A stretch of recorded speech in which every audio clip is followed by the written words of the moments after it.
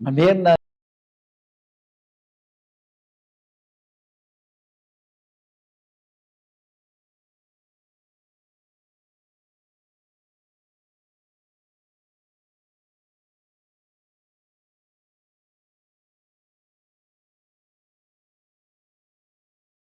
miarabantsika rehetra tokatrandray a ny ambasadreny soasy adiano mandroso eo tokatrantsika indray ny amin'izaon'io zao miarabantsika rehetra samy teny soa tonga eo amin'ny fampianarana larana faheniny atsika zay mitondra loteny hoe tsy manota intsony zay ao amin'ny eosoa zay toriny sy adia zay moa zany ny tenako zay fa maninona zay indrindra zany zay le valitsika fa maninona ny eo amin'ny eosoany tsy manota inona ny antony mahatonga an'izay ary eo anatin'ity fandarantsika tytsika vao afaka mametraka fanontaniana no ny am'le hoe ny ao amin'ny jesosy de mpanota daholo ary miveriny amin'ny elo mihitsy indreo a ny ao amin'ny eosoa kosa ny tena hafa mihitsiny izy ary tia le omeko anao zay le hoe eto anao de hita am'izay hoe zatra tsy azo angalarina tahaka ty fampianarana ty satria tsy zatra mandeha ho azy akory le hoe afaka amin'ny fahotana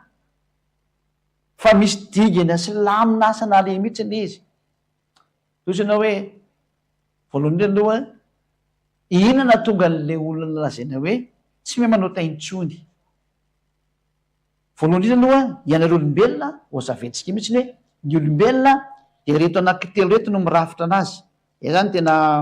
conceptionnareo olombelona zany zay ozaveko eto amin'ny sary a ho an'izay mijery sary moa satria moa ny akabeazan'olo moa zany renypitandranomasina de amin'ny tele daholo izy mijery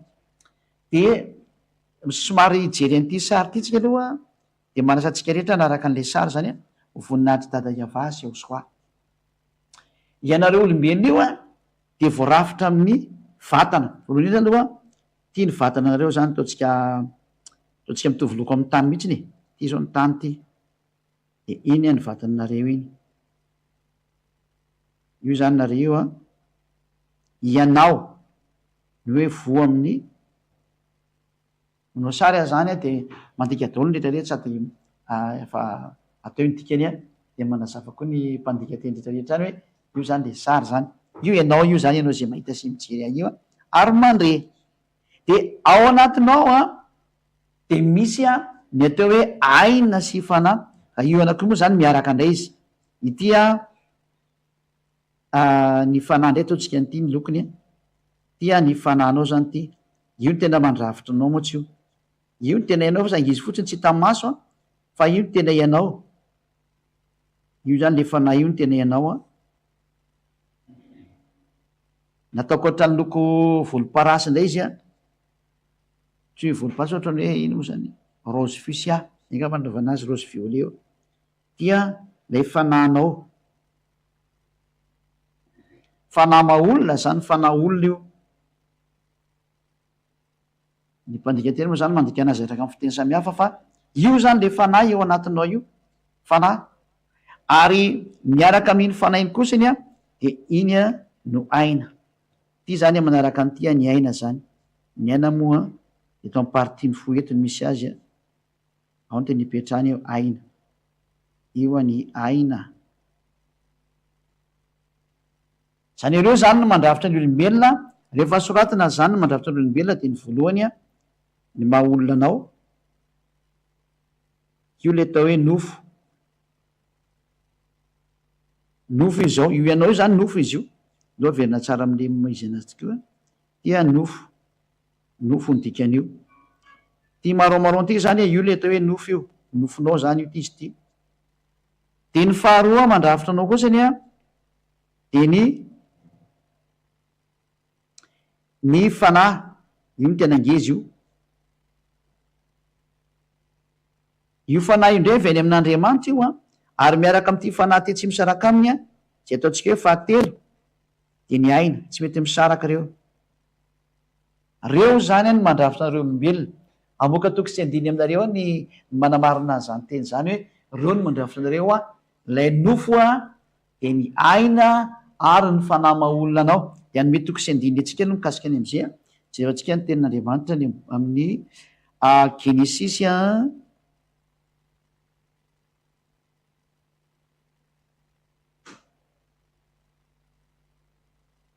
genesisy toko faharoa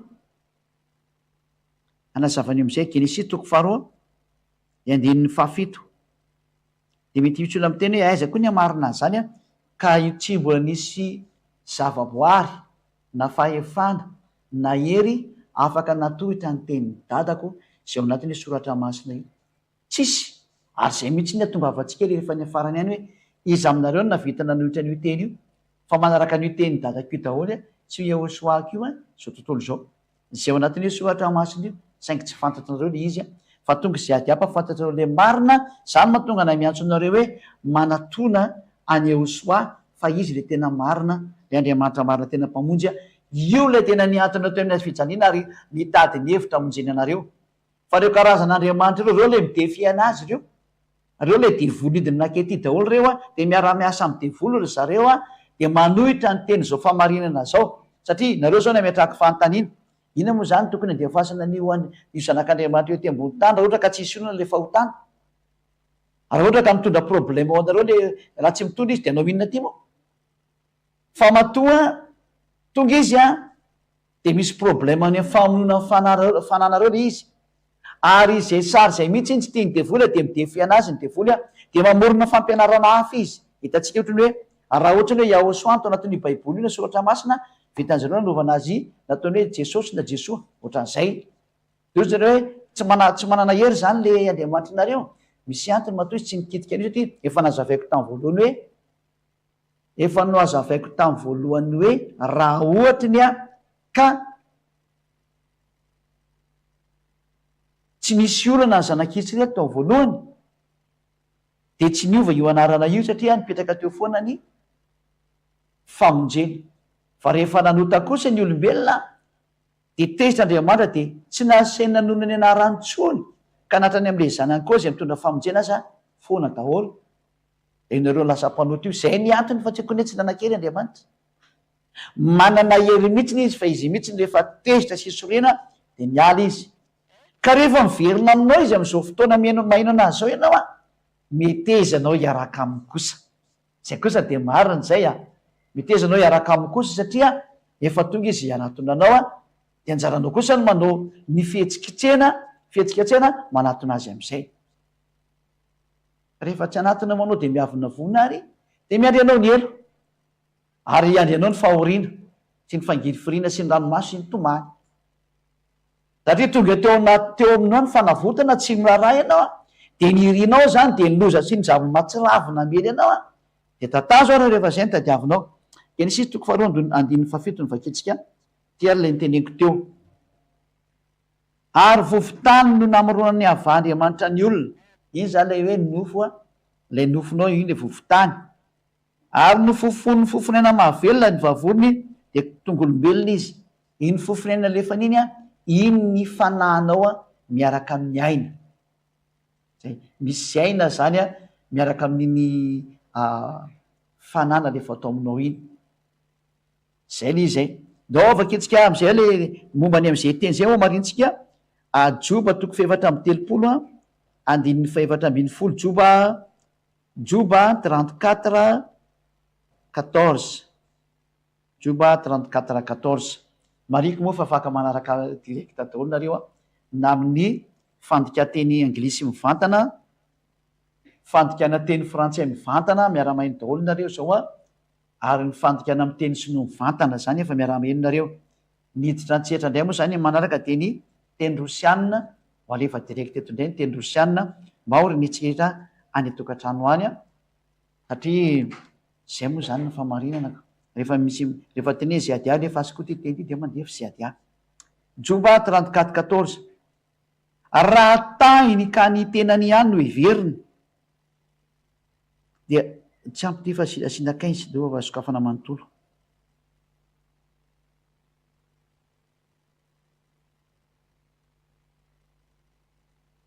zay raha tahiny ka ny tenany ihany no miveriny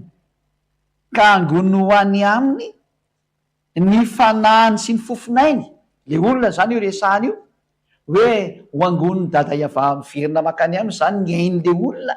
sy ny fanahiny mazava zany fatamizana nefa le fofinaina de aina sy fanahiny miaraka tamin'iny ka ny ateo fofinaina zany a de ny fanahiny dikan'izay no mibahana de ny aina manaraka an'iny ianao le afaka miaina io zany. Angono any aminy a ny fanahany sy ny fofinaina de hiala avokoa ny ainy nofo rehetra, miala zany le aina ary iverina mivovoka ny olona zay hoe raha hoasoron'Andriamanitra hono zany ny ainy sy ny fofinainy araka ny voalohany ho any aminy ny fanahany sy ny fofinainy de rehefa solo de miala ny ain'le olona zany hoe le aina zany a le fofinaina zany a de ao anatiny ao ny aina sy ny fanahy zay ny miaraka zany dikan'izay satria le fofinaina moa zany a de izy le manodrefa ny fofinaina fofinaina de iny le teo hoe aina ary fanahy zany hoe miala ny ainy nofo rehetrarehetra ary ny fanahy kosany a de miverina amin'Andriamanitra zay nanome iny le nampianariko atsika hoe makaiza indray le fanahy de tia soratra masina amiteny an'izay a ny fanahy kosany dia miverina amin'Andriamanitra zay nanome an'iny Mpitoroteny 2:20 andininy fafito de vakitsika amin'ny anaran'ny Iosoa Mpitoroteny 2:20 andininy fafito koa ny vovoka de hiverina amin'ny tany ho toy ny teo fa ny fanahy kosa hiverina amin'Andriamanitra zay nanome an'iny. Eto zany de nanazava tamitsika ny fiaingany mihitsy nandrafetananao fa io fanahy io zany de miverina amin'Andriamanitra fa ny vovoka miverina vovoka ka izany ambasatera'ny Iosoa ziady azy hitanao zany a de tsy tonga hamonjy vovoka zay hiverina vovoka ty vatananao ty zany vovoka io tsy hamonjy anao fa le fanahy zay le tenako aminao am'le sary ato ho azy mijery sary moa de hita hoe io fanahy nataoko sary ohatra mavokely io a io le hovonjena io le zay ho tonga hovonjeko zao amonjy an'io satria io lay miverina vovoka le nofo zany de tsy mila an'io a lay vovoka zany tsy mila an'io fa lay fanahy no entiko miverina ary rehefa manome teny zay adiary didy ho an'izay fanahy ho any aminay hoe mieno ny teny zay adiary fa tonga le fampamonjy anareo a Yahosoa no anarany a io le nendrasanareo hoe izany mba hamonjy anay hiverenay ho any amin'ny lanitry ny lanitra tonga izy zao lay nendrasanareo ty tonga midirainga anareo ry miazakaza am'izay didy nomeny zay adia ho amin'ny fanahy rehetra ho any amin'ny lanitry ny lanitra zay nanorahanahky aty tonga eto le miantso anareo zay nirinareo hoe aiza le mamonjy anay a ity za ty ny rahan'lay tomponareo Yahosoa no anarany lay niantona teo miazy fijaliny fantatrareo mihitsy ny fa avy aninareo avy any aminay atria zavaboary taninareo nampidinareo mba hipetraka ao anatin'ny olona tsy fidinao anareo le maty ry fanahy ao anatin'ny olombelona zany ny risahako zay ianareo tonga zay adia merina anareo ioany amin'ny famonjena anareo am'izay andao am'izay tsika andeha imeraha amin'ny Yahosoa fa tsy hoen'ny Yahosoa akory lay tarainanareo hoe mbateo vonjeny fa eny no matotonga eto lay ny rahany zay adia andao hiverina daoly am'izay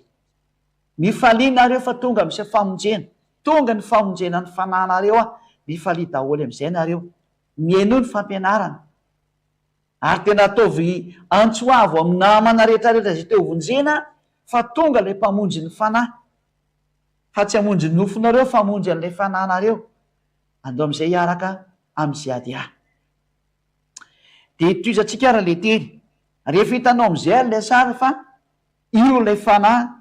ao anatin'ny olona miaraka amin'ny olona saingy gejainy ty nofo ty izy ilay nofo manjy a aleoaloha mbola siko sary anakaiky manageja an'le nofo manageja an'le fanahy satria le fanahy zany eo anatin'ny olona moko izy ny tena izy de i zany le nofonao mbola iny mibano ivelany iny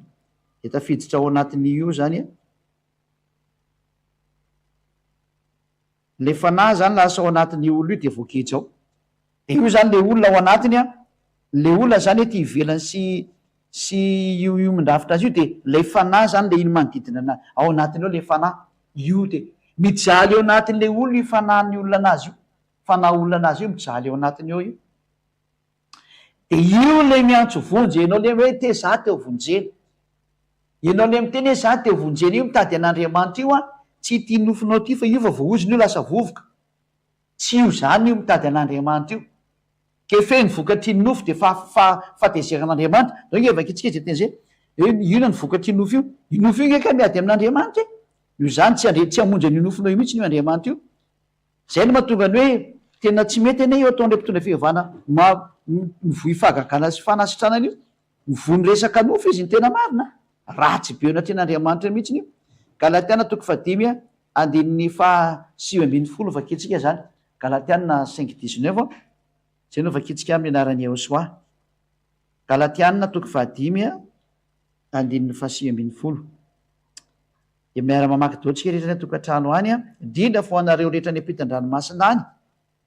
Tsy lavitra tsononareo efa hitakekinareo tsy ady manatonina zay ady am'izay zay daotsika ho any amitsika. Zay ny tena marina, andeotsika ho any amitsika satria ianareo dia avy any aminay nareo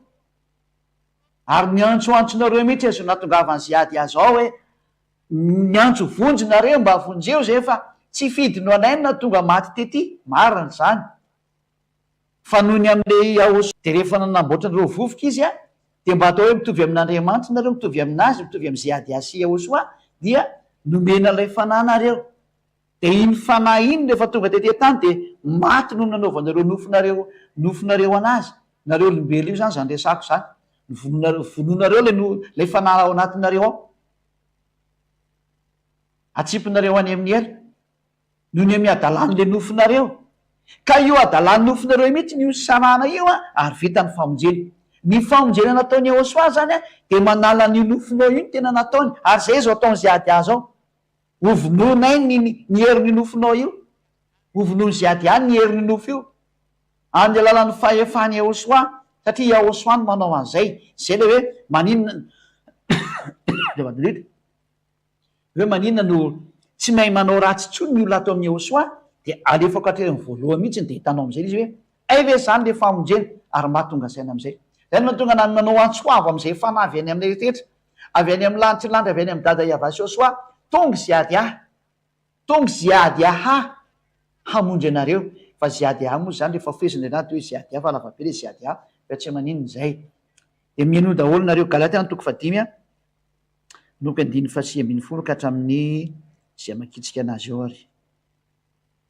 7-20. Mieny daolina atsika ty ary ny asan'le nofonao hitatsika teo le verina vovoka fa miariary ohatrany tsy natefana niny zay sy ndraikitra kely ny connexion. Fa miariary ny asan'ny nofo de zao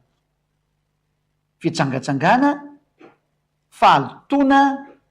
fijejojejono. Io daholo ny ataon'ny nofonao io tsangatsanga, tady lehilahy foana isan'andro, tady vehivavy foana isan'andro, ifanaovana fahavetavetana.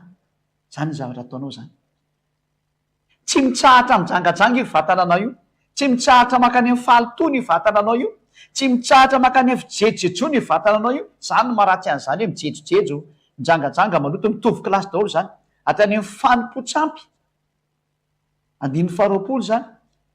makany amin'ny fanaovana fanompo-tsampy ianao ianao hoe mba teo tahina de makany amin'ny fanaovana sampy makany amin'ny Andriamanitra tsy izy eto fana Jesosy koa raha sampy angatanareo fitahiny Jesosy nefa nizatra mampime io Jesosy io mihitsy ne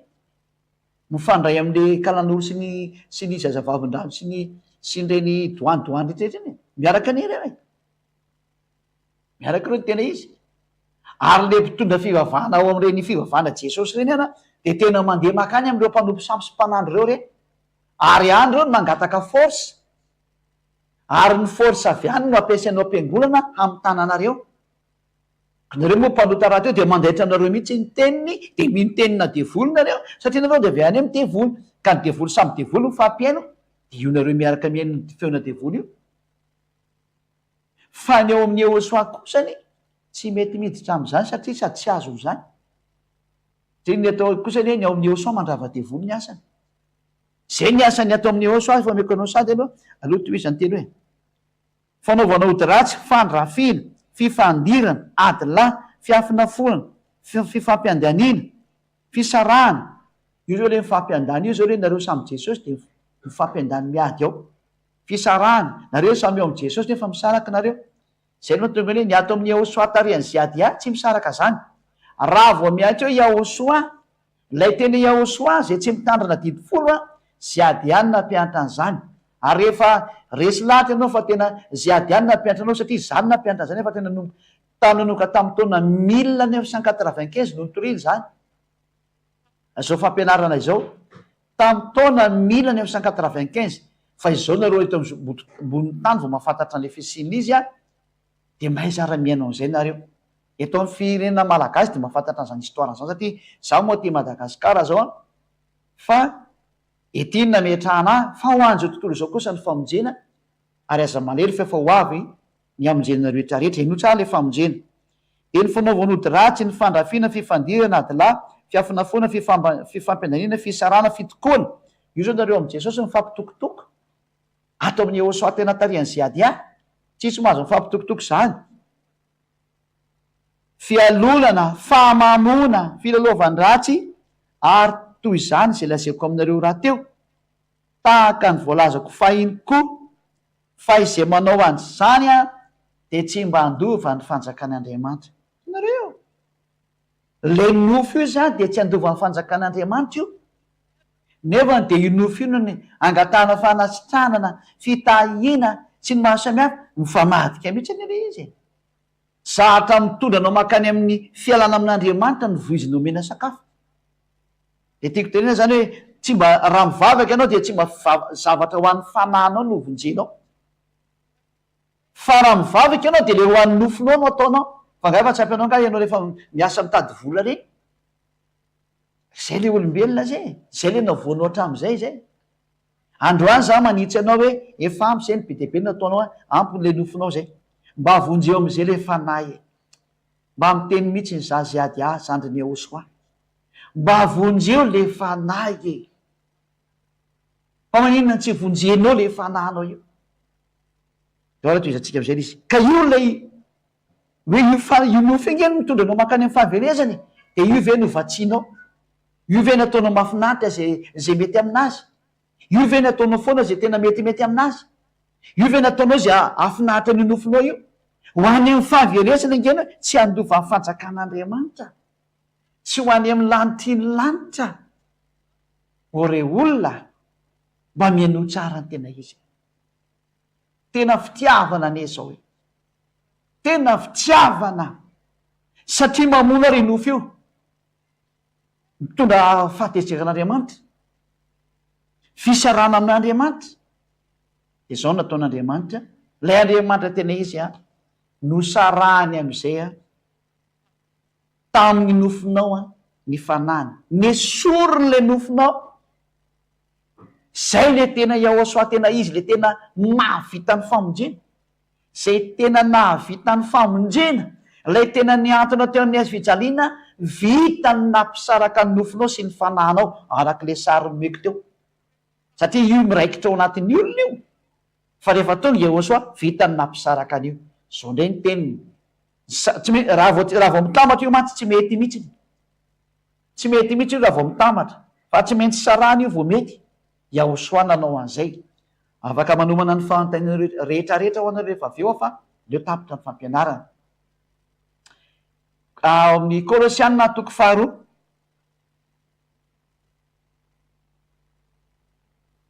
Kolosianina toko faharoa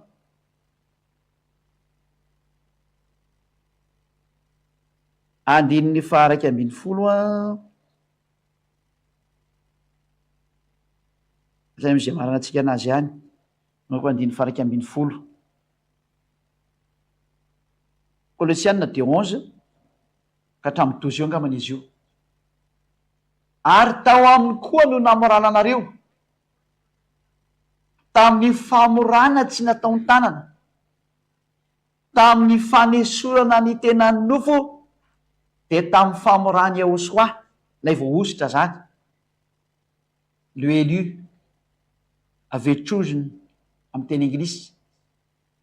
zany hoe nisy famorana nataon'Andriamanitra tao amin'ny olona izay miaraka aminy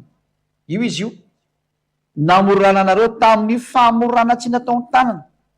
tamin'ny fanesorana ny tena ny nofo de tamin'ny famorany Ehosoa zany hoe eto zany de nisarahana am'izay ny nofo sy ny fanahy noho ny amin'ny ny asan'ny Ehosoa teo anazy fijaliana ao hoe venetsiero zay sary zay ity zany le izy anao sary anakaiky indray sika fa vonoatsika ity de zao zao le izy zany de manao sary indray tsika zany le olona moa zany ataotsika maromaro teo de ty ndray le olona ty zany io izy io io anao io a zao ty le nofonao ty nataotsika loko io zay ty le nofo ianao zany io nofo io voilà c'est vous zay le nofo zany de manamboatra anakiraiky indray izy a tia lay fanahany ty de lasa ny aly ny saraka le fanato ny saraka taminy le fanahy fa io anatin'ny olo anakiray any io a fa ny saraka io any io zany a ao anatin'ny rafitry ny olo anakiray hoe io zany ianareo zany hoe ny olo anakiraiky zany a rehefa tarafina rehefa tonga amin'ny osoa de tafasaraka ny nofiny sy ny fanahany inana tonga an'izay io zany tena andriamanitra inana tonga nio tafasaraka ohatran'io nefa nisy toetantsika ny anytambatra tsara de tianay ny ten'andriamanitra vetsika avakina le ten'andriamanitra teo andiny faharoa ambiny folo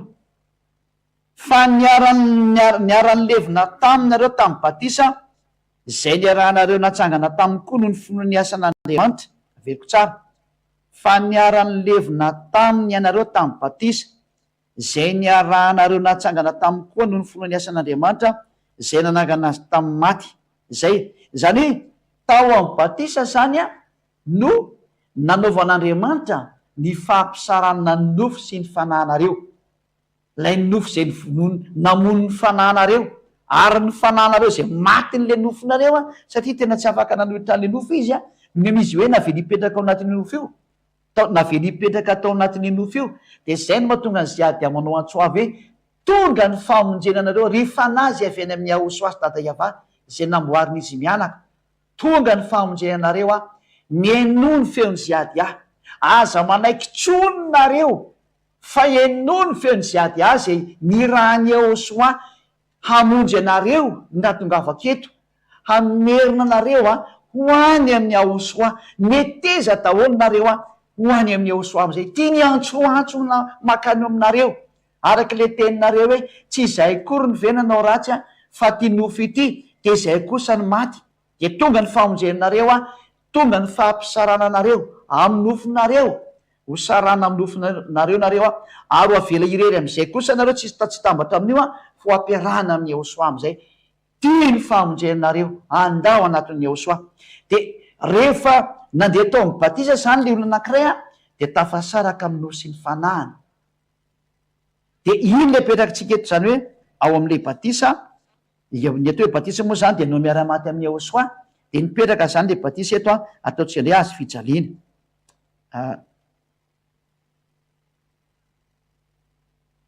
amin'ny famadika le izy de apetrakatsika eto ary ny azy fijaliana ahosoa ataotsika ina reny izy ataotsika nyty bleu ciel ty eo ary ny azy fijaliana ahosoa mipetraka teo io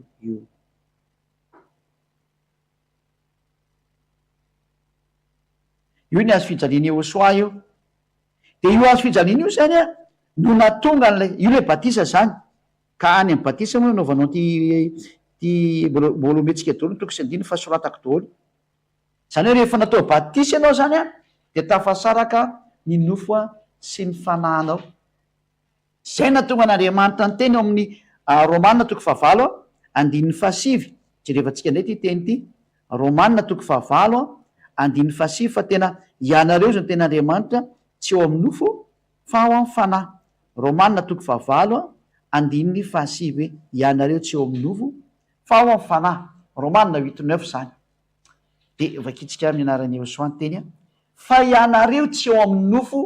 fa ao amin'ny fanahy raha ny fanandriamanitra no mitoetra ao anatinareo zany hoe mivadika lasa fanahy le olona fa tsy nofo intsony zay mihitsy hoe tena tafasaraka tamin'le nofony izy zany nydikan'izay noho ny am'le hazo fijaliana ahosoa le izy niantona teo amin'ny hazo fijaliana de vitany ahosoa nampisaraka ny nofo sy ny fanahy tsy afaka mitondra ntsony zany ny nofo manomboka eo fa le fanahy indray mitondra azy zavatra lehibe mihitsy zay de aveny antsika am'izay le sary ny voaka tato indray zany tia tafala atao anatin'ity karety zany lay ino mo lay volomparasy izy rery zany tsitsy nataotsika sary indray alefatsika indray le sary asotsika dia io fa le fanahy re sisany tavely ty izy ty io fa izy re sisany tavela io le fanahy fa tafapetraka tsara lay nofo kosany maty le nofo ina moa le naovantsika ny couleur nofo teo ty marron ty maty le nofo io mitsydredraka matory be amin'ny tany io maty le nofo, maty le nofo. Zay le fanahy sisa ny tafatsangana be eo tany de bravo be teka be tsika le fanahy hoe tena ay io izy io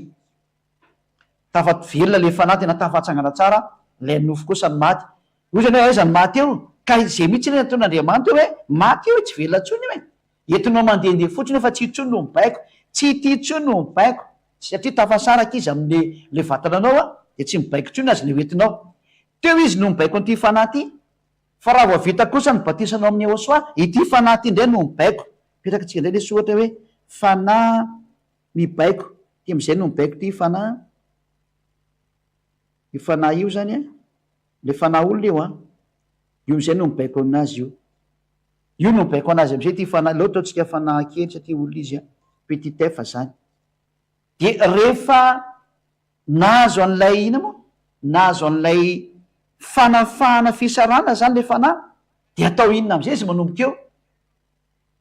Angamba ny fafana kely ty fa ohatrany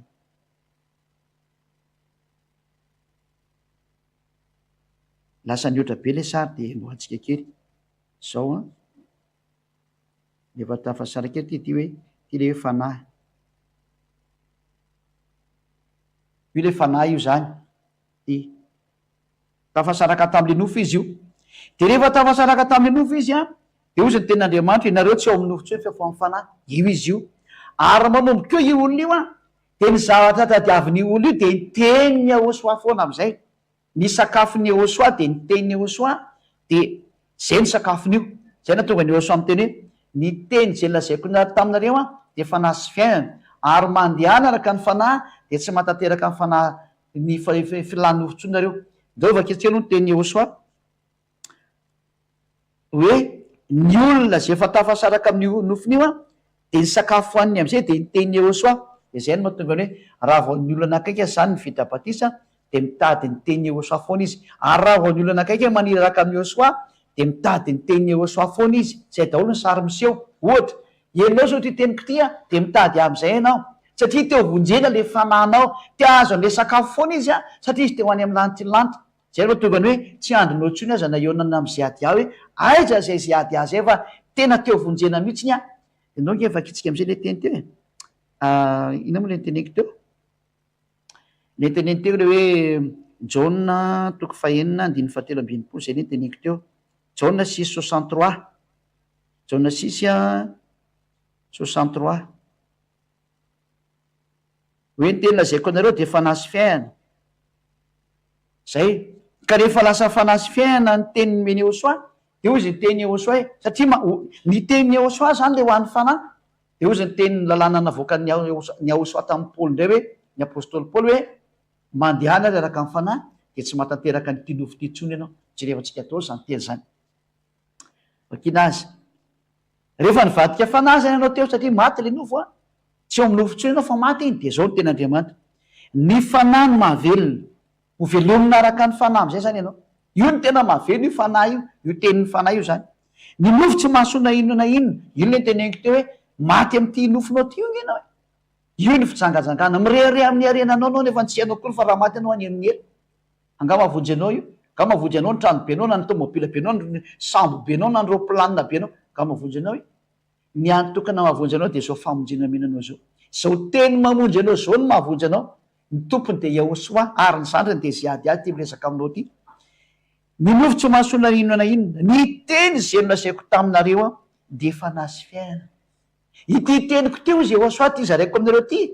de io lay fanahy sy fiainana ho anareo. Zany hoe ty lay mety ho an'ny fanahy, ny tenin'ny Ahosoa am'izay ny mety amin'io fanahy io. Zany hoe manomboka eo le olo ianao zay mandray de hitady foana ty teny ty hoe aiza le teny mamonjy amin'ny fanahy. Fa le olona teo any amely tsy marafa-tsy ty nofony ty tsy mivaky loha izy. Zay nefa ampisaraka anareo amin'ny rehetrarehetra ary tena misaraka mihitsy nareo misaraka am'izay olo mitady many amin'ny lanitrylanitra, misaraka am'tsy le teo tsy teo any fa teo very. Fa zay ady kosa miteny hoe handao vonjena daholo. Aza manaiky an'izany io very zany de vola iny faly am'izay aza manaiky an'izany. Ny ataonao de ataovy zay iarana amin'ny Ahosoa am'izay par tous les moyens, vonjeo ny fanahinao amin'ny hevitra rehetrarehetra mihitsy vonjeo ny fanahinao. Tena vonjeo tena vonjeo. Toy atsikarina ny teny mandehana ka ny fanahy dia tsy atateraka ny filaninofinareo. Galatiana 3:7 nefa kitsika teny zay. Galatiana 3:9 angambany izy zay. Galatiana 3:16. Galatiana aiza izy zany ole diso laskely jevatsika laskely jevako ato fotrany lasa nanao tsy enjery be mihitsy ny ty za ty. Galatiana 5:5 ke mivadika. Galatiana 5:16. Galatiana 5:16 ho anao zay manaraka iarana tsiny kely amin'ny fahatsoana fa le izy koa moa za manao application foana dia zay mahatonga anazy ty fa rehefa nivelany amin'ny baiboly dia tadidikany hoe arila izy tsy maintsy jerena kely izy vao tadidy hoe atsy. Galatiana 5:16 fa hoy izao mandehana araka ny fanahy dia tsy atateraka ny filanofo intsony. Miteny Ahosoa nefa le fanahy sy fiainana dia ozy ny teny eto hoe mandehana araka ny fanahy io. Zany hoe mandehana araka ny teny Ahosoa dia tena tsy ho vitanareo intsony mandeha amin'ity nofo ity. Zany hoe ina le teny Ahosoana ary misy zavatra iny natao amin'le batisa satria tafasaraka ny nofo sy ny fanahy tsy mahabaiko intsony ty nofo ity fa ny sinina atao amin'le batisa. Ny sinina atao dia zao ny valina tao amin'le batisa no nandraisina an'le fanahy masina. Le fanahy masina zay atao hoe fanahy ny fahamarinana zay mitarika na ny fanahy ny fahasoavana zay mitarika na le atao hoe parakleto mpisolo vava eo ny nandraisana anazy avy eny amin'ny Ahosoa hoe fanahy masina io. Ary jerevantsika zay teny zay hoe nandray ny fanahy masina anao rehefa atao amin'ny batisa ary io fanahy masina io le mitarika anao tsy anao teny-tsony. Ary matoa ianao zany nanota tsy le fanahy masina niraisina io fa fanahy devoly io, fanahy mamitaka io niditra atao anatinao io, fanahy mitarika anao manota tsy fanahy masina zany hoe fa mieritreretra fanana devoly io matoa anao manota. Mahitsy be ny teny tsisy resaka sentiment mihitsy zany no any devoly fa fanavotany ty ary avotana ny olona aza manaky miasa mipetrahana devoly zany tsony hoe lasa ianao lasa ho dominina devoly aza manaky azy zany tsony. Korintana voalohany 2:12 2:12 dia vakitsika ao amin'ny 9:13 ao. Rehefa atao batisa zany ny olona dia tia ny zahatra mitranga amin'izay fa fanahy iray ihany no nanaova batisa antsika rehetra ho tena iray na jiosy na jentilisa na andevo na tsy andevo ary isika rehetra dia efa nampisotroana fanahy iray. Zany hoe rehefa natao batisa ny olona zany dia misotro fanahy izy ary io fanahy io amin'izay no mitarika anazy ho any amin'ny marina rehetrarehetra. Io fanahy avy any amin'ny Ahosoa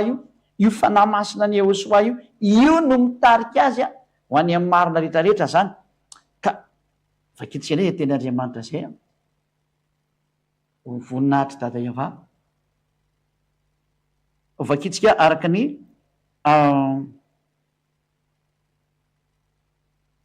hoe zany fanahy zany no nomena ny olona rehetrarehetra rehefa natao batisa. Averiko tsindrina kely io tsy teny zay fa misy zatra tiako apetaka eo hoe rehefa natao batisa izy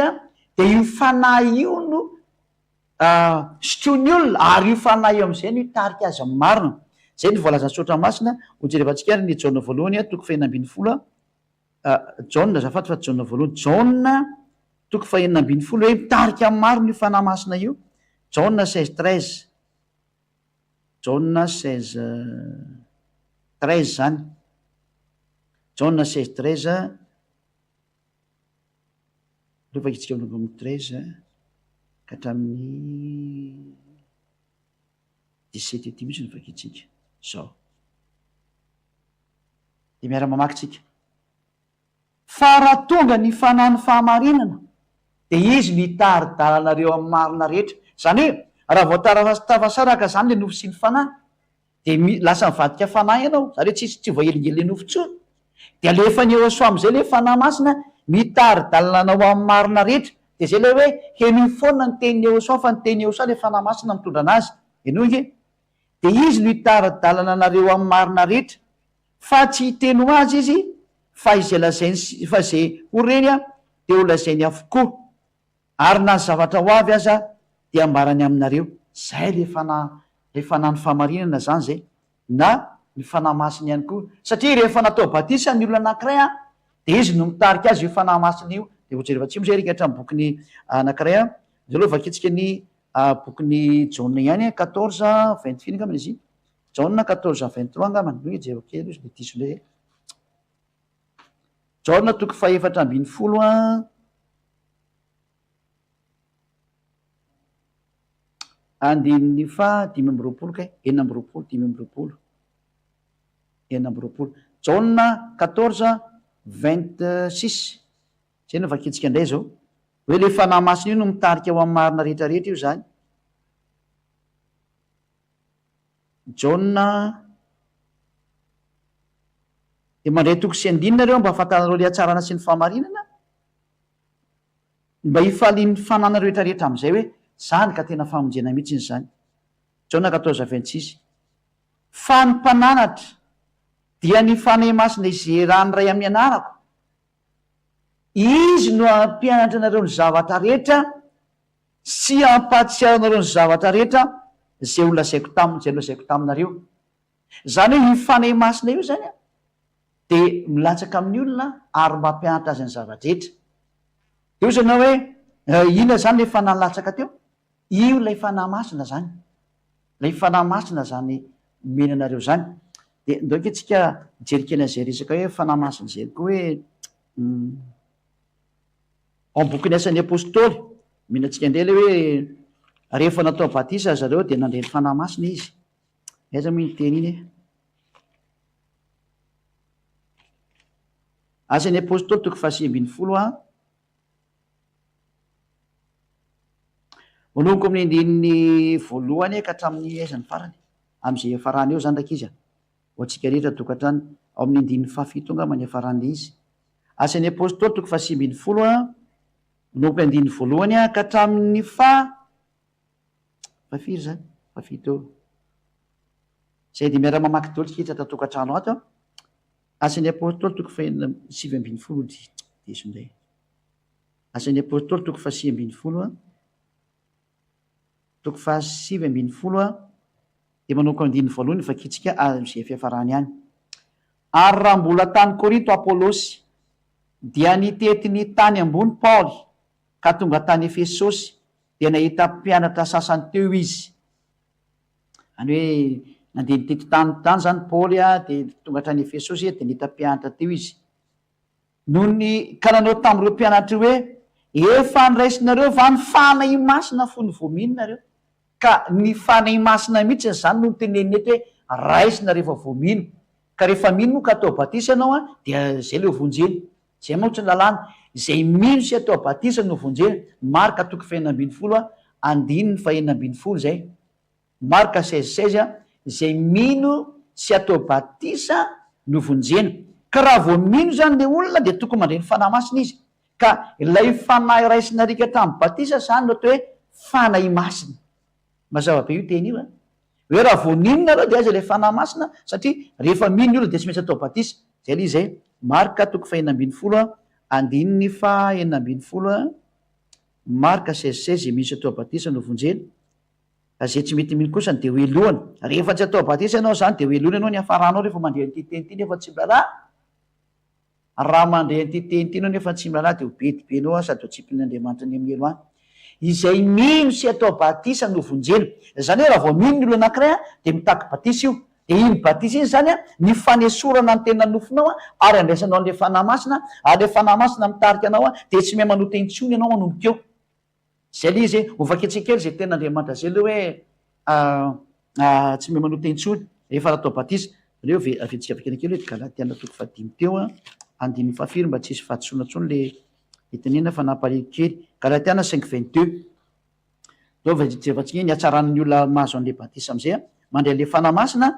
galatiana 5:22 a zay le valy teny hoe tsy mahay manoto intsony olo atao amin'ny ehosoa nohony am'izay sary eninareo zay tena le fokatrany amin'ny voalohany mihitsy le sary a mba ho hitanareo mihitsy hoe tena mitombona le hoe tsy mahay manota intsony eo amin'ny ehosoa fa matomba nareo zany manota ka tsy eo amin'ny ehosoako nandre fanatsijy nareo galatiana 5:22 hoe tsy ampy kely raka izy a leo zany sokafatsika tsara lavidavitra tia Galatiana 5:22 rehefa teo afaka ianao fampahoriany devoly sy ny asany maizina tetra mandengejanao reo manatona ny Ahosoa. Ahosoa rirany ny vahaolana. Fa mivokatry ny fanahy kosany, ty zany le fanahy ndraisinao ty, de fitiavana, fifaliana. Ny olona ato manana ny Ahosoa na ny fanahy masina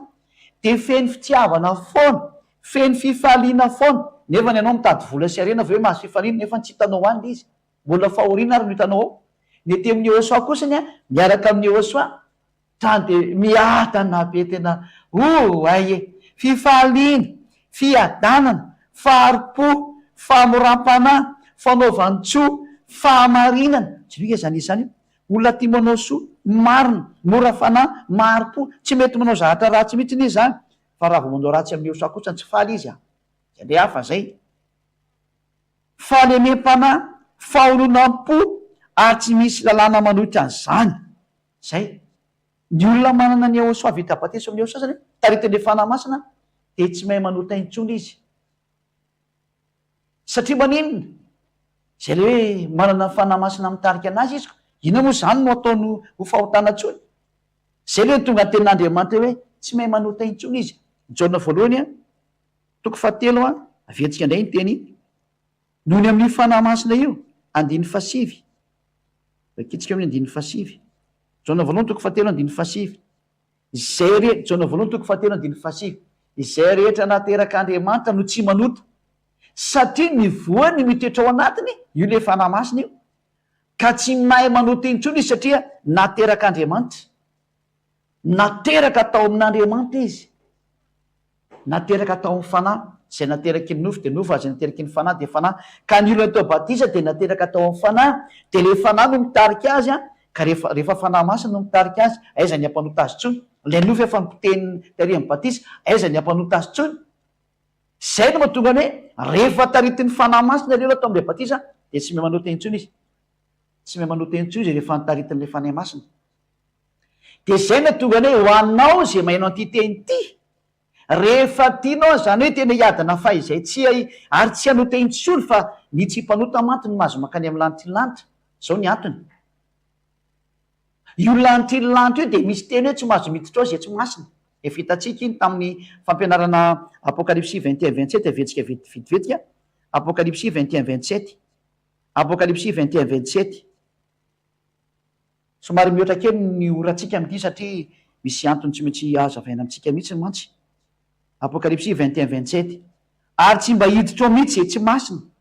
na izay manao vetaveta, na izay mandainga, fa izay voasoratra ao anatin'ny boky ny fiainana izay ny zanak'ondry ihany. Misy lalàna zany fidiranao amin'ny lanitra lanitra io, fa ny olona tsy manao ratsy ihany mahazo miditra ao. Ny antony, lay tompony lanitra lanitra mihitsy no miteny hoe tsy mahazo miditra aty zay tsy masina. Tsy maintsy tanteraka ny mahazo miditra aty. Andova kitsika iny hoe Matthieu 5:48 Matthieu 5:9-20 Matthieu 5:9-20 vakio tsara nge. Matthieu 5:48 koa amin'izany dia aoko ho tanteraka ianareo toy ny fahatanteran'ny rainareo zay ny an-danitra. Tena misy amin'izay ny olona tanteraka zany vao mahazo miditra any amin'ny lanitra lanitra. Tsy maintsy tanteraka vao tonga any amin'ny lanitra lanitra. Zany hoe rehefa tsy tanteraka ianao zany de tsy mahazo makany, ary ny atao hoe tanteraka de parfait. Ka le tompotrano io, ohatrany ianao zao tompotrano, rehefa metraka ianao hoe tsy azo ifona sigara ato raha mpifoka sigara miditra ao zany ka mifoka de voaroky izy. Hoe tsy azo isotroana toaka ato, ka raha mbola misotro toaka anao miditra any de voaroky ianao. Rehefa te hipetraka ianao zany de aza misotro toaka ntsony de mahazo mipetraka ao ianao. Ohatran'izany ny lanitra lanitra, ny tompotrano andray de dada Iavà. Ka izy miteny hoe aoko tanteraka anareo tahaka ny fahatanterany rainareo zay ny an-danitra, fa tsy mahazo miditra mihitsy raha vao tsy zay. De tsy zaka ory ny sarotiny amin'io na iza, fa le tompotrano any mihitsy de Iavà, noho ny amin'ny fahamasinany ho any amin'ny toerana misy azy ianao tsy driko tsara zay, ho any amin'ny toerana misy anazy ianao de tsy maintsy masina ianao vao tonga any, tsy maintsy olona tanteraka ianao vao tonga any, satria tranony ioko, tsy tranonao io fa tranony. Ary izy mametraka fepetra hoe rehefa akaty aoko tanteraka ianareo, voatosika izy notosika izy som parfait. Donc jevatsika izy teze hoe satria misy olona miteny hoe aiza koa misy an'izany tanteraka zany fa nareo de miretirety mihitsy le. aiza koa mahapossible an'izany andao tsy rehefa tsika ny tenandriamanitra hikaroka kely itsy a hikaroka kely am'izay mihitsiny a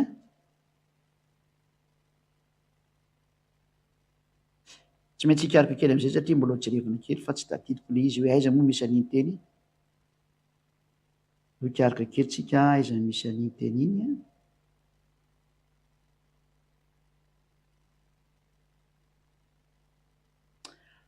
ao amin'ny Philippianina 3:15 ny jerevantsika tany de vakitsika amin'ny teny frantsay nous tous qui sommes parfaits tena parfait io voasoratra io a nous tous donc qui sommes parfaits ayons cette même pensée eto zany tenandriamanina tena manidy mihitsy ny hoe fa misy ny olona parfait ka parfait mantsy le andresana taria ohatra amin'ny Matthieu 5:48 iny donc jerevantsika le teny ato hoe ao le bokyny Matthieu 5:48 zany Matthieu 5:48 teo iny a parfait koa ny dikan'iny 5:48 ianao nge le teny ato hoe soyez donc parfait comme votre père céleste est parfait parfait mihitsy ny resaina eto hoe ianareo zay parfait tanteraka aokinareo parfait ohatrandrainareo zany ka i Paul laza tarika hatramin'ilay teny teo hoe parfait koa ny olo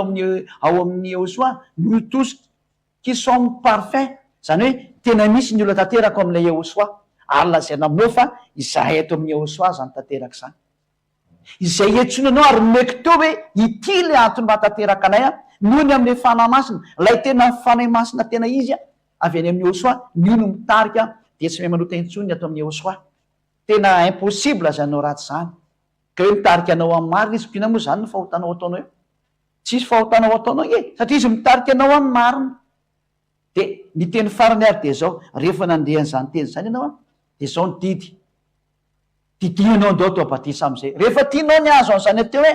afaka ny fahotana io tsy mahay manota intsony mba ho afaka miditra any amin'ny lanitra ny lanitra satria ny olona mpanota tsy mahazo makany de ny contraire an'izay zany a ny olona tsy mpanota no mahazo makany de zao ny teniko aminao a andao atao batisa asan'ny apôstôly azay ny amaranako anazy a asan'ny apôstôly 22:16 asan'ny apôstôly a 22:16 de afaka metraka fantena am'zay nareo rina ty a asan'ny apôstôly 2:20 a andininy fa 9:12 zany a na ny avy any ampitan-dranomasina na ny avy etanterneto Madagasikara afaka mampita mandefa fanontaniana daholo nareo a amin'ny laharana telefônina mapetraka kely amin'ny écran nama le numéro telefônina de voakiko raiky izy asan'ny apôstôly 22:16 ary ankehitriny inona ny mampijanona anao ianao zany zao de tenenina mihitsy inona zany ny mampijanona anao ianao zay mahita ana mijery ana sy mandrehana amin'ny radio internet ny télé internet sy mahasamihafa io ianao zao nitratranyteny ty hoe inona ny mampijanona anao mitsangany mentsoa ny anarany ianao zany de didina mihitsy ny hoe mitsangany ianao a de antsoa ny anarany io Eosoa io zay le hoe tsy mentso miantso ny anarany vo azo vonjeny ary le anarana antsoinao a Eosoa am'izay fa raha zany de tsy voavojo anao ary renao zany ka tsy manao batisa tena tsy voavojo anao fa io batisa nataon'io nge batisa ny aranao tam'le Andriamanitra tsy izy natonga anao mpanota de niaraka tamy devoly foana ianao hatram'izay rehefa tsy vololao io a de miaraka amy devoly hatramin'ny farany ianao na navono io batisa anao io fa tsy mety io de aoka atao batisa ianao a ho sasana ho afaka amin'ny fahotanao rehefa tianao zany ny tena dio ho afaka amin'ny fahotana ho voasasa tsy mpanota intsony a tsisy fahotana intsony a metsoa ny anarany Eosoa de atao batisa ianao a de tena afaka amin'ny fahotanao zay afaka amin'ny fahotanao ary rehefa amle batisa ianao vao mandray ny fanahy masina le nampianariko atsika teo mandray ny fanomezana de ny fanahy masina araka ny voalazany asan'ny apôstôly 2:7 hoe any andraisanao an'le fanahy masina any asan'ny apôstôly 2:7 vakitsika amin'ny anarany Eosoa ino am'izay tsy ity teny ity ary io Petera taminy asan'ny apôstôly 2:38 mibeba ary aoka samy atao batisa amin'ny anaran'ny Eosoa nareo rehetrarehetra mba azo famelan-keloka ianareo ary ianareo dia handray ny fanomezana teny fanahy masina andray le fanahy masina am'izay ao amin'ny aosoa le batisa anao atao fa ray jesosy novanao batisa de mitafy an' jesosy ianao ary tsy ho afaka o zany mandrakizay ho anareo zay miteny hoe azay koa nge fa tsy manao teny tsony eza miteniteny foana lay batisanao nganao afaka atao vakitsika ny galatiana toko fatelo efa nyteny farany moa fa ty ny tena farany ty galatiana 3:27 zay ny mahatonga ny hoe raha tsy atao batisa ty amin'ny osoatoriny zy adia ianao a miaraka amiko anao zany vo mety io batisa io tsy afaka aho zany ianao fa aza mirediredy zay mihitsy aza mirediredy fa tsy afaka ho zany ianao ina famarinany zany anao zay mieny sy mandreana galatiana 3:27 fa na izy nareo natao batisa atao amin'ny lay voositra iaosoa zany io de mitafy any aosoa satria moa iaosoa ny toliko eto ty mantsy le tonoteny le misy teny diso any de be deabe nefa apetraka amin'ny normal satria jesosy napetraky ny olona zezo napetraky ny olona zatra tsisy zany andriamanitra zany andriamanitra mampanoty zany tsy mety zany miala am'zany ianao ka eto le teny hoe raha natao batisa atao amin'ny jesosy ianao zany a de mitafy any jesosy foana ianao atamy farany ny akanjo tafinao eny zany de jesosy na eo aloha na orino miraikitra mivatanao zany anarana jesosy zany tsy afaka ianao raha natao batisa atao amin'ny didi folo ianao zay mampitafasaraka anao n'andriamanitra de mitafy didi folo hatramy farany ianao fa tsy afaka eo aminao io didi folo io raha maty ianao zany a de zao ny hitan'io andriamanitra tompony fampianarana zay mandefanao any amin'ny elo io satria anao tsy mety miainy ozy izy hoe ino ty fitafianao ty ino ty didi folo ty nefa anao amerikana ianao sinoa ianao frantsay ino ny ty fitafiny ty aono ty ianao mitandrana didi folo ty nefa nefa miteny fa natokana ho any israeliana reo riany io ary any israela reo riany io ny azo tandremana ahoany ianao no mitandrana an'io zay le fanteny apetraka aminao ary ahoana ty jesosy be amin'ny akanjonao ty na ty jizasy be ty na ity jesus be ty ahoana io hipetraka aminao mihitsy zany fanontania zany de o zay osa lasa tsy mpazo any amin'ny elo any io fa ola adverserako velona ataonao misehonatreko io zay osa mpanota velona io zy ny tenin'andriamanitra atsy mpazo any amin'ny elo any io mpandika lalàna atsy mpazo any amin'ny elo any io de zao ny teniko aminao nodika an'izay tena tsy voavonjy ianao raha tsy asorinao io fitafiana io satria anao natao batisa atao am' jesosy a de mitafy an' jesosy mpampanota ary mitafy an' jesosy andriamanitra ny grika zay mbola zavaiko ntsika fa tsy ampitsony fotoana zany tsy mba andriamanitra ny jiosy io fa andriamanitra ny grika any io e jesus atainao grek any io e nefa le andriamanitra mpamonjy jiosy jauna 82 avy any amy jiosy ny famonjeny le mpamonjy zany jiosy ianao grika jauna 82 lo ampiko any le teny satria ilainana izy a ilako tsy nikena hoe teny hoe efa ijanona fa ilaina be le teny a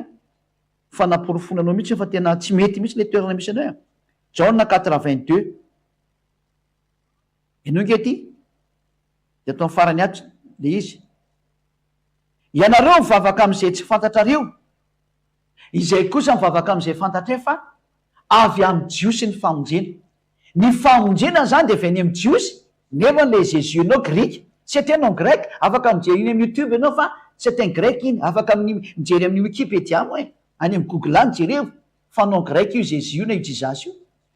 nefa ny soratra masina miteny hoe ny mpamonjy de jiosy donc tsy atenao juif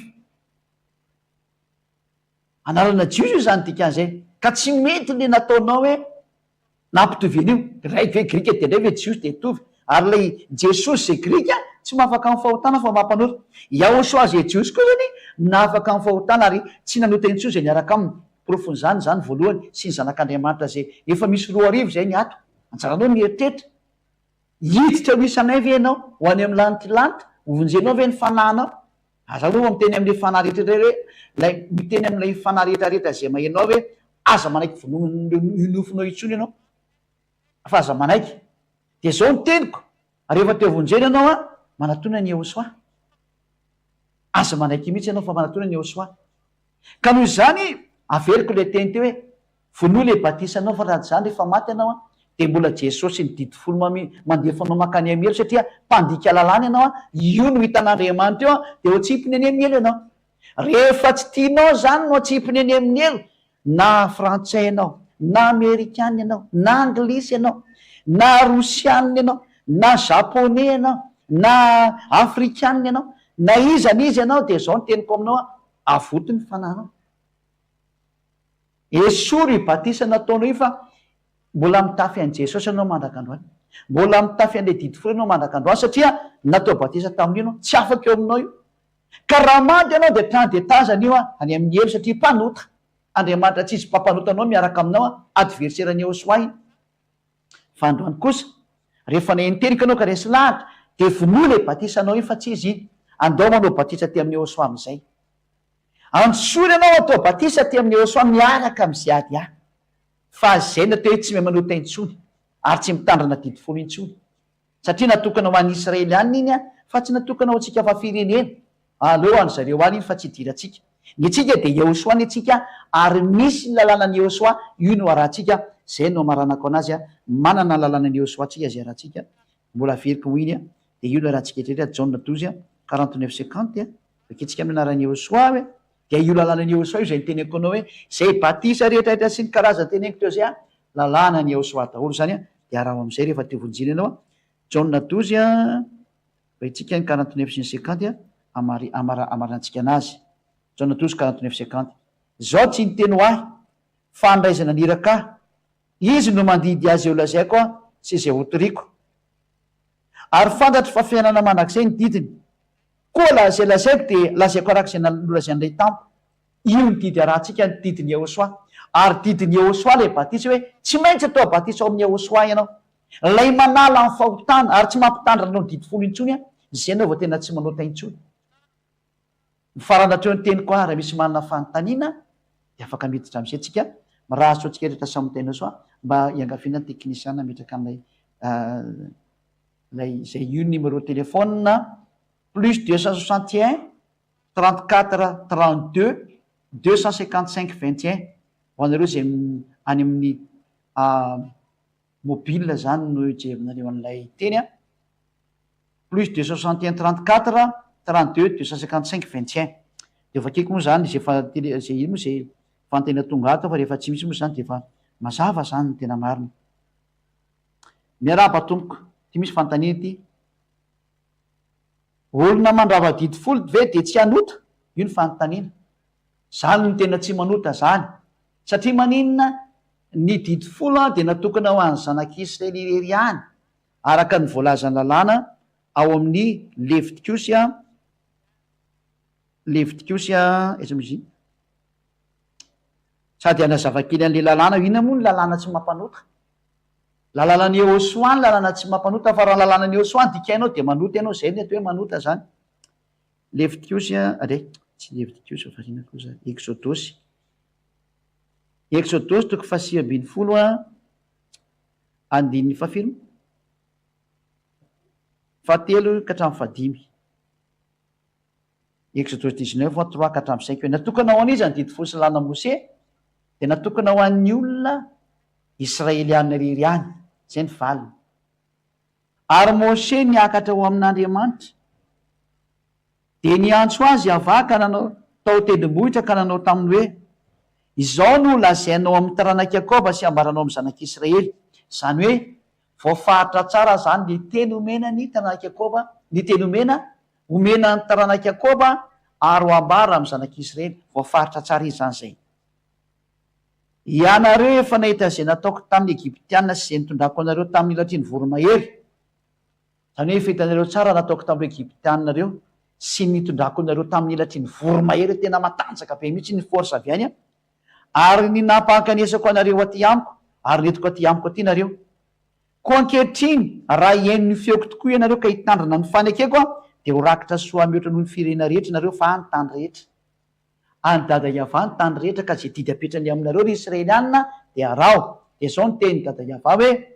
ao an'ny israelianina rery any ny fitandremana ty fanekena ty ina moa le fanekena de ny didifolo tam'izany fotoana zany donc avaketsika indray ny fanekena didifolo sy lalàna mose ny fanekena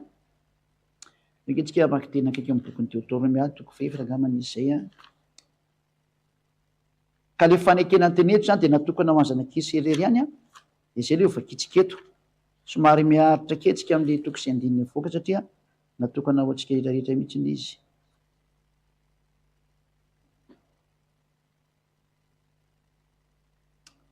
aiza moa izy iny Deutéronomia toko fefatra andininy treize ny andininy fa-treize Deutéronomia 4:13 ny vakitsika ino nkety e Deutéronomia 4:13 Deutéronomia toko fefatra andininy fa-10 Deutéronomia 4:13 dia nambarany taminareo ny fanekena zay nandidiana anareo arahina dia ny didy 10 ary ny soratany teo amin'ny vaty fisaka roa ireo io zany hoe ny fanekena soratana tamin'ny voalohany dia ny didy 10 fa saingy io kosa nefa ny deviteo soratana anatin'ny boky ary dia nisan'izy io tateoriana zany tafakatra 613 loi ka le fanekena zany dia ny didy 10 ny voalohany fa avy teo ny ampy raiky ambin'ny 10 faharoa ambin'ny 10 fa teo ambin'ny 10 ary lasa hoe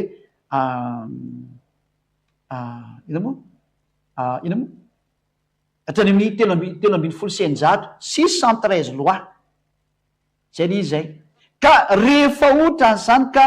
nambara zay didy fosy lana Mosesy dia io natao hoe boky ny fanekena ka io boky ny fanekena io dia natokana ho any zanak'isy sireriany ravaketsika teny Andriamanitra ao amin'ny boky ny salamo inosana ankety salamo 147:19-20 ary dia mihaino tsara fa tsy faly mandefa mesazy kosa ny aloha salamo 147:19 zay nge mahafantatra foana misy mesazy mitry nefa fampitoy amin'le teny hitako foana ngeny salamo 147:19-20 mihaino tsara aloha fa le tsy fenolo ihany le mavoa io eny io le mavoanareo tsy mety mihaino marina ho avy eo foana anazava dia tsy mila tapenana mihitsy ny aloha fa mihaino ny fanazavana tsara hoe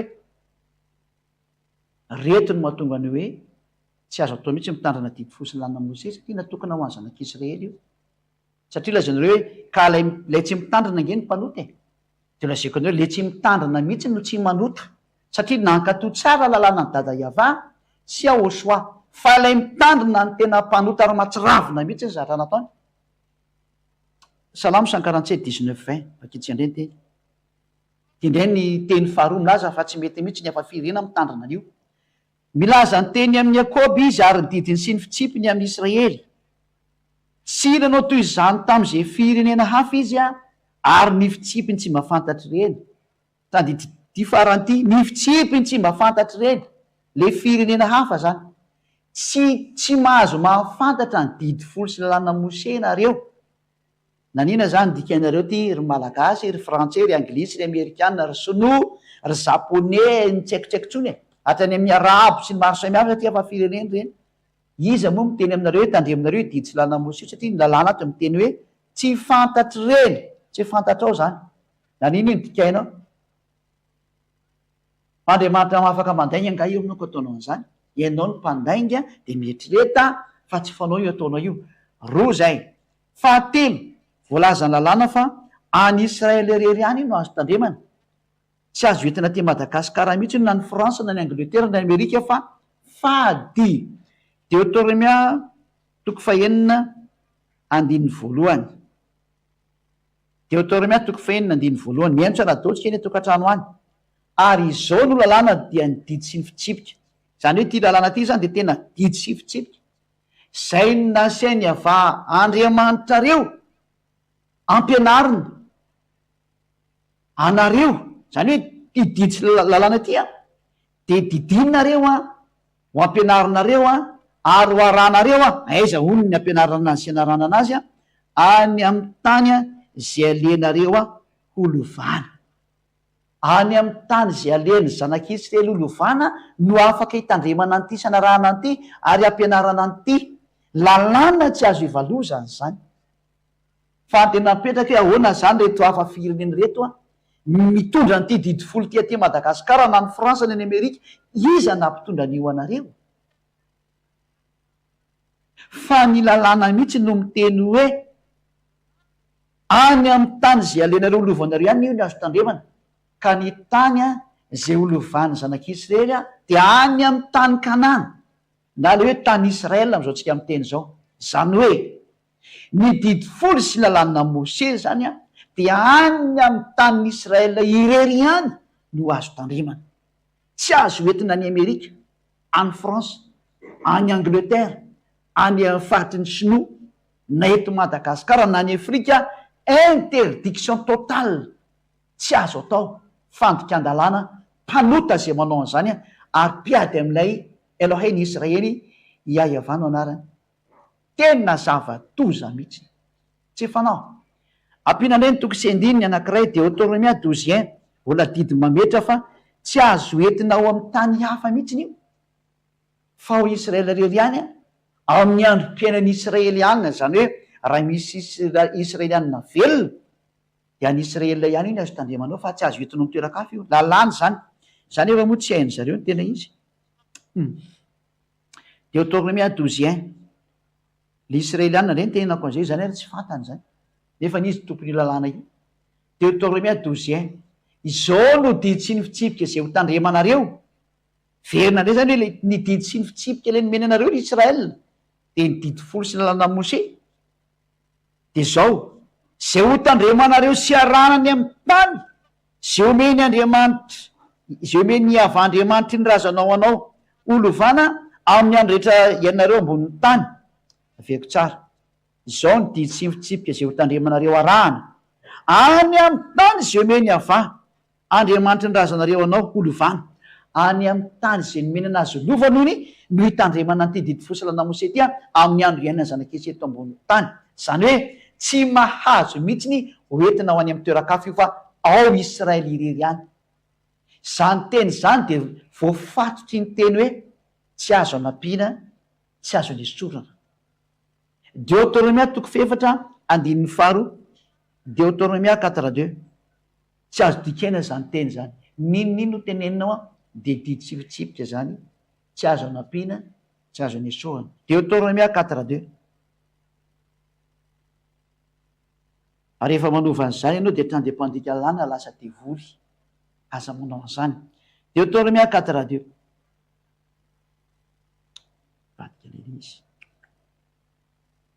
Deutéronomie toko fefatra andininy faharoa, voilà. Aza ampianareo ary ny teny zay nandidiko anareo teo, le hoe tsy azo entina any amin'ny hafa firenena io didy folo io fa ho Israely rery ihany. Aza ampiana zay teny zay, ary hoe natokana ao amin'ny Israely rery ihany ny fankatoavana an'io, dia aza ampiana zay teny zay. Iany hoe aza ampianareo ny teny zay andidiko anareo, ary aza anesoranareo, tsy azo ampiana zay teny zay, tsy azo anesorana. Rehefa hoe natokana ho an'ny Israelianina dia Israelianina rery ihany, tsy mahazo miditra ao ny malagasy, ny frantsay, ny anglisy, ny komorianina, ny arabo, ny amerikanina sy ny sinoa, tsisy mahazo miditra ao zany. Ary rehefa hoe tsy azo anampiana, tsy azo anesorana, dia tsy afaka miditra ao koa ny dikan'izay na iza na iza, satria voalazany teny Andriamanitra hoe didy ny avandriamanitra reo zay. Didy ny ava zany le hoe ao Israely rery ihany io ny azo tandremana, tsy azo anampianao zay, tsy azo anesoranao zay. Didina avoaka ny dada Iava zany. Didiny dada Iava hoe natokana ho any zanak'Israely rery io, dia tsy azo anampiana zay teny zay ary tsy azo anesorana zay teny zay. Rehefa mandika an'izay ianao dia mpandika lalàna ary devolony miaraka aminao, tsy makany amelana. Zay le izy zay. Zay aloha zany ny valin'ny fantena hoe tsy azo tandremana zany mihitsy io fa hatalany sy mitandrina zany. Dia le zanak'Andriamanitra mihitsy ny ary no nanindry an'io hoe aza anampianareo dia aza anesoranareo. Zay mitandrina an'io zany aza anampiana dia aza anesorana. Mihaino tsara daholo tsika ho dia mamaky fantena foana inge zava malahelo aza malahelo fa manana fotoana mihitsy tsika amakiana ty hatramin'ny farany. Matio toko firy hoy iny? Matio toko 5, Matio 5 iny manoko 9:20, zay iny teny Hosoaitra. Matio 5:18, natokana ho any zanak'Israely dia tsy azoko tena koa na le zanak'Andriamanitra raha ny teny an'izay. Ino nge ny teniny? Lazaiko aminareo marina tokoa, mandra-pahafoana ny lanitra sy ny tany, dia tsisy ho foana akory ny amin'ny lalàna na litera iray na tendrotra iray aza mandra-pahatanteraka izy rehetra. Rehefa mitandrina didy folo zany dia tsy azo foana an'io. Dia inona le tsy azo foana zay Hosoa? Tsy azo foana le teny hoe natokana ho an'ny Israelianina rery io, zay le tsy azo foana. Dia tsy azo foana koa le teny hoe any Israely rery io ny azo tandremana, zay koa tsy azo foana. Rehefa nandika an'izay ianao zany ianao le miady amin'io Andriamanitra marinay. Mody milaza foe zanak'Andriamanitra fa tsy zanany ianao. barazy be mipetraka eo aminao hoe tsy azo atao io e. Zay aloha anankiray zay. Dondray aloha tsika hiditra amin'ny fanazavana manaraka, fantena manaraka hoe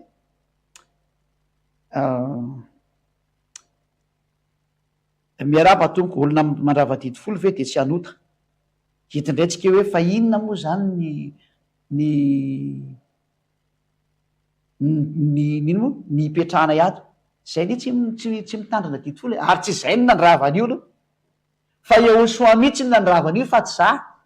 fa rehefa nyravainy de nyravaiko de nyravain'le rehetrarehetra. Zay ny marina de andana vakio ny toranareo avoaka keto le tora sady miara mijery daholo natra ny ampitan-dranomasina any hoe ity ny bokin'ny tora ty, ity ny bokin'ny tora ty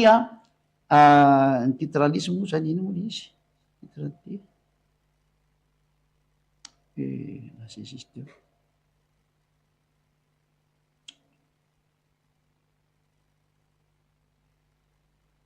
misy an'ity hoe itamasiac.com zay le misy anazy zany zay et vualep un des taomasiac camis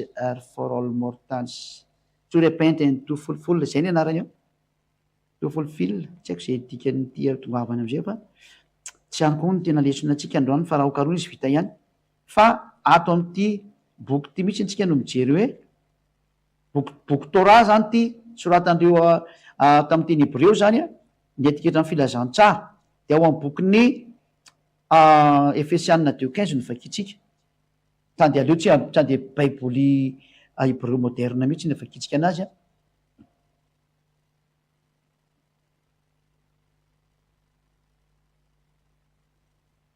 Hébreux chapter 2 verset 15 Efesianina 2:15 zany amin'ny teny malagasy amin'ny teny frantsay sy malagasy moa amin'ny teny malagasy zafady indrindra Efesianina 2:15 de vakiko etiny izy de adikako amin'ny teny anglisy koa satria teny anglisy ny ato zao aloha vakiny amin'ny teny hebreo io le teny hebreo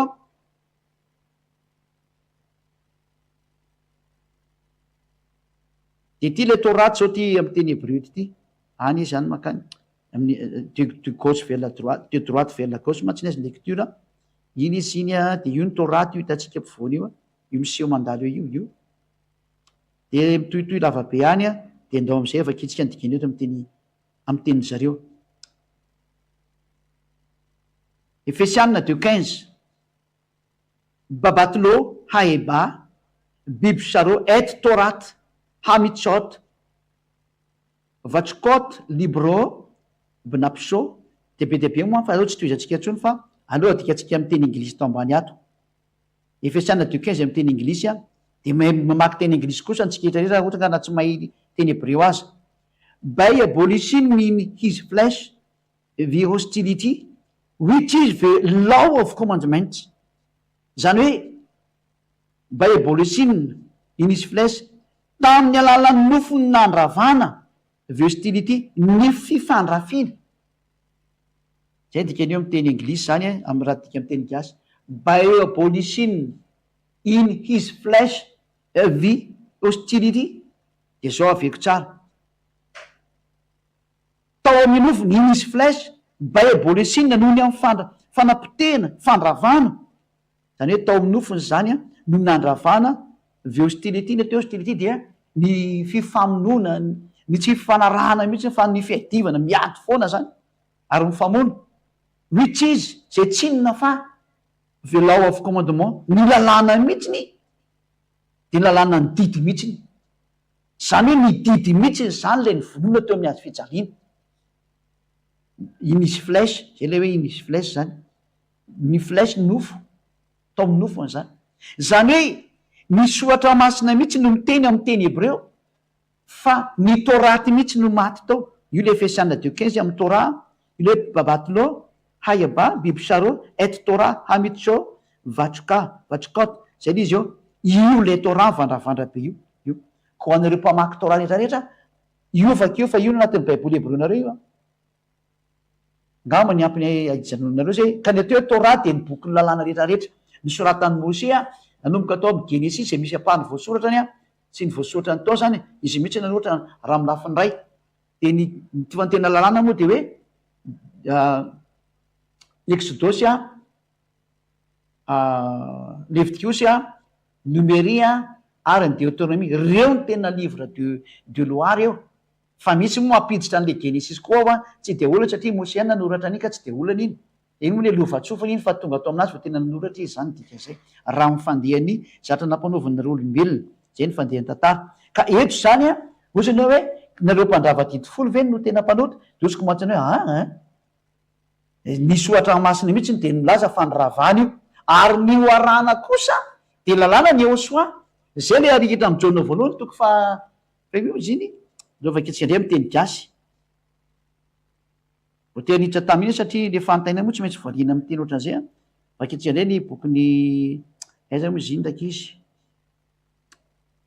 ndaso jereny ty le ato amaky ndraytsika amy baiboly le jaona voalohany toko voalohany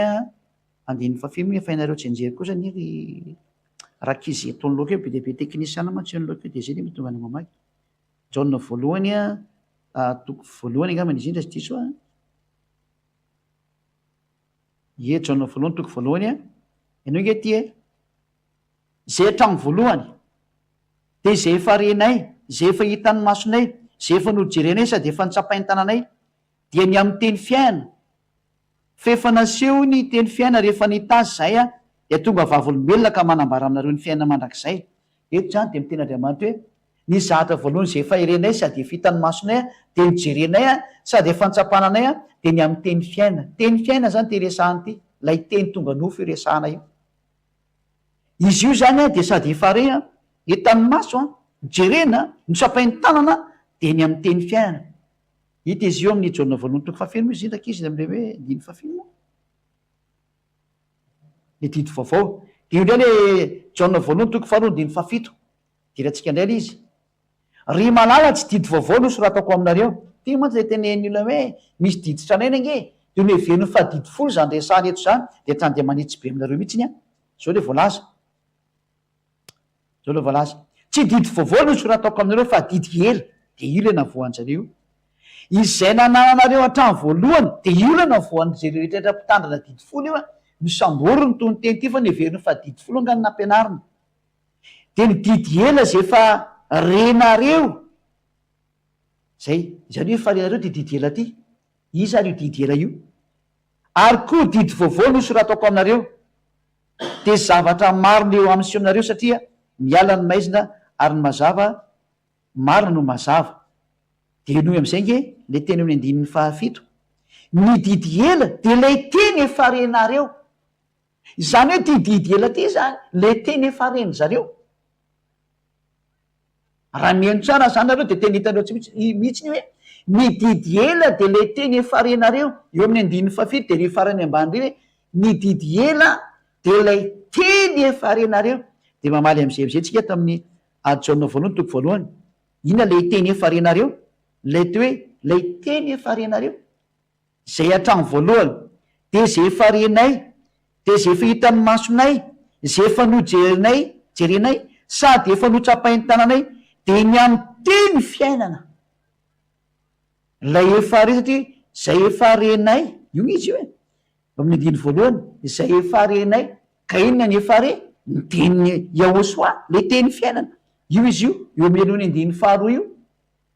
izy hoe andiny voalohany de ny andiny faharoa de miteny izy hoe ny teny fiainana nge le rehatra am'izay ka tsy le teny fiainana fa lay ny hitan'ny masonay lay nitsapahantananay tsy izy le teny fiainana zany fa yahosoa io le hitantsika am'izay ry jaona toko voalohany de vakiko amy teny frantsaizy rehefa aveo de mazava tsara aminao am'izay jaona toko voalohany ka ny mandrava didy folo mihitsy ny anany tena mety satria zay nga mitandrana didy folo ary nandravana io de yahosoa satria nampiadiny jiosy ny jentilisa io nefa ny jiosy ny jentilisa tsy maintsy akamana de voatery tsy maintsy nyravana satria vonjena ny jentilisa jaona toko voalohany andiny voalohany tamy voalohany teny io ary le teny ary ny teny tao amin'Andriamanitra ary ngamba le tsy tafitsy ty zay tamy voalohany teny ary ny teny tao amin'Andriamanitra ary ny teny de Andriamanitra zay io voalohany zany io ny tamin'ny voalohany teny ary ny teny de nonona tamintsika zay aiza moa izy aiza moa ary ny teny de tonga tamintsika ka nonona tamintsika amin'ny andiny fafirina amin'ny zay amin'ny andiny fiefatra ambiny folo ary ny teny de tonga nofoka nonona tamintsika ary hitanay ny voninahiny de voninahitra mendrika eo any latokana avy tamin'ray zay eo zany de mazava-be mihitsy le teny hoe ilay teny zany de tsisa fa Yahosoa io le tonga nofo io zany de io teny io lay voalaza tany hoe lay teny efarenareo ihany io teny dito talo io lay dito taloha izy de lay teny efarenareo ihany de ny tenin'ny Yahosoa dikan'izay satria ny tenin'ny Yahosoa no nomenany apôstôly de eo nateo hoe lay didy efa ela hatramin'izay fa tsy ny didy folo mihitsy diso hevitro nareo aleo mafisitsika amin'ny teny vazaha indray izy mba ho azy ny rehetrarehetra am'izay hoe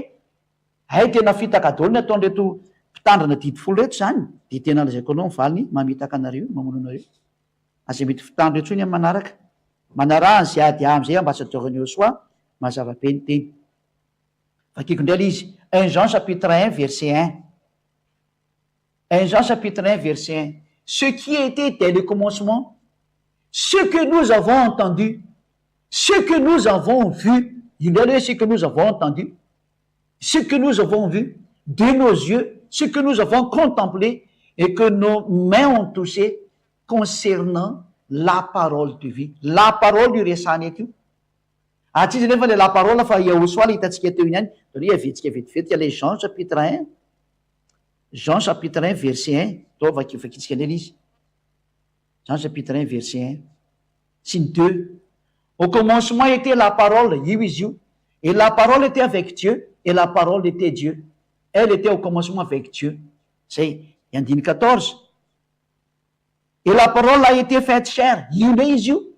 la parole a été faite chair elle a été parmi nous pleine de grâce et de vérité et nous avons contemplé sa gloire une gloire comme la gloire du Fils unique venu du Père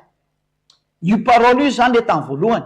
ary tonga atao amitsika le la parole lasa chair izy et la parole a été faite chair io nous l'avons vu là hitatsika tsara izy io iverentsika am'izay le 1 Jean chapitre 1 verset 1 teo zany satria vitantsika fa Yahosoa le la parole zay tonga nofo zany ce qui était dès le commencement ce que nous avons entendu voilà concernant la parole de vie de farany amin'ny verset 1 farandindra concernant la parole de vie nous avons entendu la parole de vie zay ny dikany io avadikitsika am'izay le 1 Jean chapitre 2 verset 7 bien-aimé verset 7 avy hatrany ce n'est pas un commandement nouveau que je vous écris mais un commandement ancien que vous avez eu dès le commencement zay fazareo tany amin'ny commencement de efa tsika hitona atao hoe enao ingety ce qui était dès le commencement la parole de vie et nous avons entendu cette parole-là fakio tsany hoe ce qui était dès le commencement ce que nous avons entendu zany hoe dès le commencement on a entendu qui a-t-on entendu c'était la parole de vie zany hoe ny la parole zany no efa hita tany amin'ny commencement ary efa eny tamin'izany fotoana zany de io zay am'izay izy hoe io commencement io bien-aimé ce n'est pas un commandement nouveau que je vous dis je vous écris mais un commandement ancien que vous avez dès le commencement io izy io le commencement nefa ny atsy izy efa resaka Yahosoa io ce commandement ancien c'est la parole que vous avez entendu mazava-be mihitsy zay teny zay ce commandement ancien là mianara teny français ho zay mbola tsy matakatra an'le ty fa mazava-be io teny io ce commandement ancien c'est la parole que vous avez entendu donc nous allons revenir sur ce qu'on vient de dire là donc ce qui était de le commencement zany zay nanomboka tamin'ny commencement zany de zao io nous avons entendu cela eninay io tamin'ny commencement io de avetsika ndray le ato amin'ny 2:7 ato bien-aimé ce n'est pas un commandement nouveau que je vous écris mais un commandement ancien que vous avez eu dès le commencement efa trany amin'ny commencement zany io de tsy zay nefa le commencement fa nous avons entendu sa parole de ty ambany ty izy concernant la parole de vie nous avons entendu cette parole-là dès le commencement. C'est la parole de vie. Ary la parole io am'izay le nyteneny eto hoe car ce commandement ancien, c'est la parole que vous avez entendue. Verina zany tsika fa tsy izy akory fa lay commandement ancien zany a de tsy inona koa lay commandement ancien fa c'est la parole de vie que Yahushua a annoncé par sa bouche afin que tout le monde comprenne que c'est lui qui est le vrai sauveur. Voilà. Zany hoe tika zay teny zay de hoe mba ho fantatrinareo fa lay teny hoe parole eto a de tsy olona hafa akory fa Yahushua, tsy didy hafa le vereo fa didy folo fa lay teny Yahushua. Nous avons entendu cette parole. Et ce commandement ancien-là, c'est la parole que nous avons entendue. Voilà. Nazaveko anareo zany fa tsisy idirana didy folo mihitsy ny resaka fa ny teny Yahushua ny resahana am'izany. La parole que nous avons entendue, mazava be ty. Ka inona ny parole tsapain'ny apôstôly tanana? Didy folo ve ny tsapaina tanana? Ary ny didy folo ve ny mpanjinina tamin'ny maso? Didy folo zany tany am'zanak'Israely tany zany nisy an'izany. De nirazam-beny zareo. Ary izy tsy nandray tanana didy folo nefa izy miteny hoe que nous avons touché par nos mains. Hitanao tsara io. Ka ny zavatra nyraisina tamin'ny tanana de Yahushua nyraisina tamin'ny tanana fa tsy didy folo. Ary le parole tamin'izany a, la parole de vie ny resana teo, et c'est la parole de vie qui est le commandement ancien. C'est-à-dire noho izany a, midika an'izany de zao a, midika le hoe parole de vie. De io le commandement ancien, tsy didy folo fa Yahushua. Satria Yahushua ny atao hoe la parole. Ary la parole namoaka didy a, de ny didiny Yahushua. Ka zay ny valy teny omenanao rehefa neno tsara nareo rehetrarehetra am'izay mitovy hevitra am'izay hoe tsy nanota mihitsy zay tato a. Hoe nandrava didy folo ve ka nanota? Nanao ny mpitanina didy folo ny mpanota ary mitsipy any amin'ny hely. Satria nandidy ny dikany Elohey Israel, Yahavano anarany. Dikanareo zany didin'Andriamanitra zany. Ary tena tsy menatra reo nitsaketsaka nefa misy tena hoe aza nampiana de aza nesoa. Ary papandainga le zanak'Andriamanitra mihitsy. Mba mieritreretra. Faharoa lety izy zany a, mamaky ny jely, zay voavaly ny voalohany a. Ao ary faraiky ny vadinao de ho tsapanao zany tsy makatao didy folo zany. Zany mampiseho mahadevoly anao. Hoe ny olona mpitandrana didy folo de mpangalatra vadin'olona. Efa hitanao tsara zay le izy zay. Elo ihany zao tia de hoe vitanao ny mangalatra vadin'olona ny teny izy. Raha mitandrana didy folo ianao a, de tsy anana zany saina zany ianao. Fa zany ny prova fa ianareo mpitandrana didy folo de olona mpanao ratsy nareo. Za ve ny tsy mitandrana didy folo de inona tokony hampatezitra anao am'za? Za ngeny tsy mitandrana efa ngamo za terenao hitandrana an'io koa sady. Nga misy lalàna ito ambony tany tsy maintsy mitandrana an'io. Meo anany teny an'izay.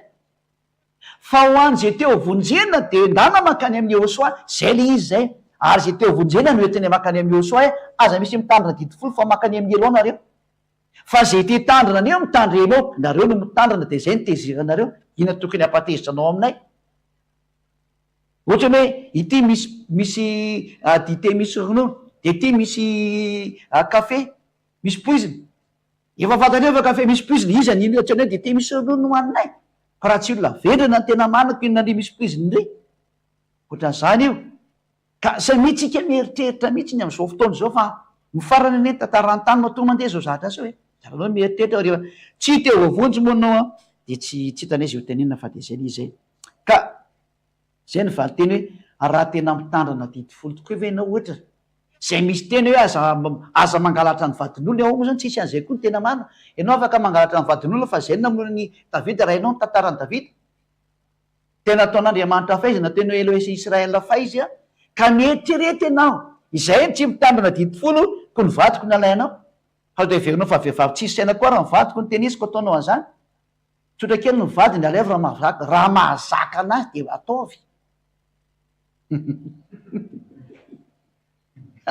Rehefa te vorora sy voadaka de manaova an'izay. Zany anay tsy mahay manotatsony na ny vadinay aza tsy mahay an'izany izy. Ary ny vady zay ady tsy tia lehilahy zany, za rery ny tiany. Taka anahy koa tsy tia olo-kafa izy rery ny tiako. Zany ny atao amin'ny Yahushua zany. Ary tena fifalianao anay mihitsy zany.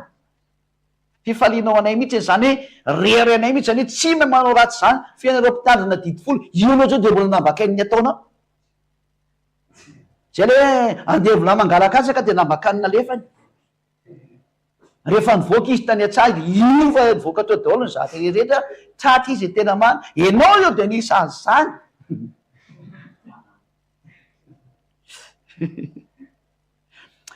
fa tena manaraka andray azany io moa zany de efa naropo tamina didifolo de mba mamangoty zany ny toetsainareo zany any toetsainareo zany mampimebe mihitsy salamy fa tsy natokana ho any rehetra ve efa nomeko teo le teny tsy natokana ho any rehetra satria maninona natokana ho any zanak'izy serery any efa navokako teo ny lalàna reny rehetrirehetra daholo no miteny natokana ho any rehetra zany adalan'ireo olo reo zany teny mose zany ange tsy azo anampiana tsy azo eny esorany ka raha vao mitandrina ny didiny mose anao de didiny avany dikan'iny de tsy azo tandremany ny hafa firenena lalàna tsy azo evalozana io on ne peut pas toucher à cette loi là à cette alliance tsy azoko tiana mihitsy ny io alliance io ny dikan'izay fady voilà amenama zay salama tompoko azafady mba tamso afy tompoko le didy tena mifolo senjato inavy le izy tompoko de mialatsiny aminao zay fa zay tsy mitandrina an'io a de tsy hitako zay tantaranay anao aminazy tsy miditra am'zany a azavy a zay teknisiany mizany manama teknisiana de reo mba ataoko antaneto ie ka noho zany zany de tsy afaka mitanisanao ni satria zahatra tsy ipetrahanay tsy hitanisanao an'zany a zay mihitsy salamy tompoko de foana ave zany le soatra masina hoe zao no andriamanitry ny nofo rehetra andriamanitry ny nofo rehetra izy de le nofo rehetra nyteneny hoe ny israelianina mitandrana didifolo a sy lana mose ary ny akoatrandreo a mitandrana lalàna ny eosoa zay fotsiny ataonao zay zay le tenyny andriamanitry ny nofo rehetra samy mitandrana ny azy mazava e zay ho any teknisiana zay tsy olo tena le piaino a zay lefa andriamanitry ny nofo rehetra zany a de mahazo valiny tsara tokoa ianao zany dika zay hoe izy miteny hoe ho an'le nofo rehetra ny israelianina zay ao anatin'ny klasy nofo rehetra didifolo nitandremanareo zay ny anareo zay ho an'le nofo rehetra akoatra zay kotsany a yahosoany mitandremo ny lalàna ny yahosoany tandremanareo de zay manaraka ny yahosoa tonga any amy lanitrylanitra fa zay mitanina didifolo makany amin'ny eo de zay tianareo rano ho an'zay io afa firenena satria rava le didifolo efa nomeko anareo teo ny toko sy andininy a boky torah mihitsy no niteny an'zay mazava ve zay teknisiana rehetrarehetra tsy olo tena le piaina zay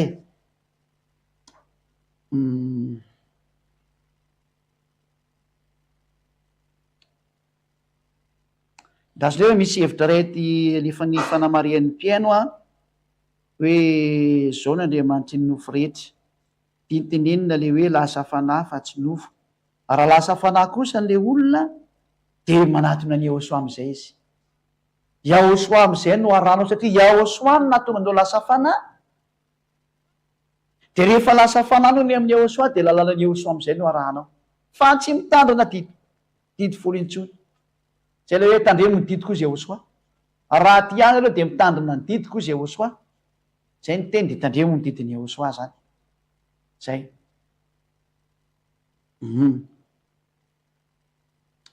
zay zany fa de tsisy trony ny fanontaniana ny avy any ampitan-dranomasina loatra de mbola tsy mandefa fanontaniana fa mety raha pitsoandray zareo vao mametraka fanontaniana fa mbola mandinika tsara zareo zay fa de miraso atsika tainy yahosoa indray zany a zay ny famararana ny fampianarana tandroany a de mbola misy anakaiky aty da ndray aloha toizatsika ary salama tompoko ahoana marina moa ny tena nahitana n'lay anarana efa nampianarina teto zay fa andrindray many amin'ny fotoana manaraka atsika mamaly an'izay satria lay anarana zany de tena zay fotsiny e ny nahitana n'lay anarana zany a de efa nazavaiko avy any aminay anaran'le zokiko io a avy any amy lanitrylanitra io anarana io nomenanareo aty a de ny afantaranareo anazy de zao afaka mifahotana zay miaraka am'izay ihany ny fahafantaranareo an'io atria zay ny anton'le nanomezanareo ny mpamonjy iny a afaka anareo mifahotana de tsy mpanotatsony ka rehefa tonga le hoe afaka mifahotana tsy manotantsony zay miaraka aminy a io le anarana io de zao toriko aminao zao tsy misy fantanina lavabe zany karaha miteny hoe izy andahitanareo le anarana efa name fanapolofona ihany araka lalàna mose sy ny rehetrarehetra zay miko anareo kanefa ny lavabe kosa zany a lasa fampianarana hafabe izy fa aleto atsika manaraka andray zany zay egany mba heny fotsiny ao satria rehefa tonga mampianatra any de no tsy miheno zay misy le olana zay tsy miheno nareo rehefa mampianatra de zay zao le tena manisan'ny mampalelo fa zataon'zany a fa valitsika amin'ny fotoana manaraka andreny a amin'ny fampianarana manaraka zay zany fantany mbola misy ty tsisy tronika tapitra teo nga mande izy zany fa dia miratsy otsika rehetra samy hotainao soaza tsy misy treo no fampiny message hitako ato